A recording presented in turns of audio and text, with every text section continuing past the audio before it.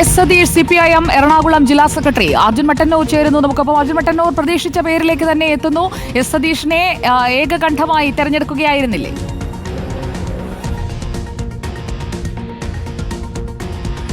സുജയ, CPM-ന്റെ എറണാകുളം ജില്ലയെ നയിക്കാൻ വേണ്ടി ഒരു യുവമുഖം വരുന്നു എന്നുള്ള ഏറ്റവും പ്രധാനപ്പെട്ട കാര്യം. എസ് സതീഷ്, നേരത്തെ DYFയുടെ സംസ്ഥാന പ്രസിഡന്റായി അടക്കം പ്രവർത്തിച്ച എസ് സതീഷ് കോതമംഗലം സ്വദേശിയാണ്. എസ് സതീഷിനെ ജില്ലാ സെക്രട്ടറിയായി തിരഞ്ഞെടുത്തിരിക്കുകയാണ്. സംസ്ഥാന സെക്രട്ടറി MV ഗോവിന്ദിൻ്റെ സാന്നിധ്യത്തിൽ ചേർന്ന ജില്ലാ കമ്മിറ്റി യോഗമാണ് എസ് സതീഷിനെ ജില്ലാ സെക്രട്ടറിയായി തിരഞ്ഞെടുത്തിരിക്കുന്നത്. മറ്റ് ചില പേരുകൾ കൂടി നേരത്തെ പരിഗണനയിലുണ്ടായിരുന്നു.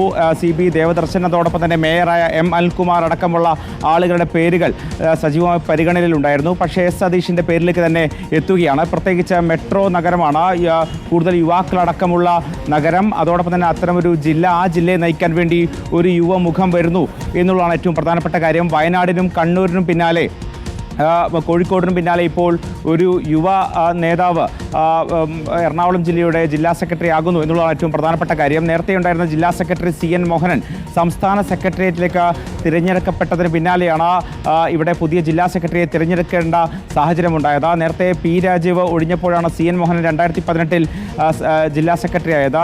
അതിനുശേഷം ഇക്കഴിഞ്ഞ സംസ്ഥാന സമ്മേളനത്തിൽ CN മോഹനെ സംസ്ഥാന സെക്രട്ടറിയിലേക്ക് തിരഞ്ഞെടുക്കപ്പെട്ടു. അതിന് പിന്നാലെയാണ് ഇപ്പോൾ പുതിയ ജില്ലാ സെക്രട്ടറിയെ തിരഞ്ഞെടുത്തത്. എസ് സതീഷ് കോതമംഗലം സ്വദേശിയാണ്. മാത്രവുമല്ല DYFയുടെ മുൻ സംസ്ഥാന പ്രസിഡന്റായിരുന്നു.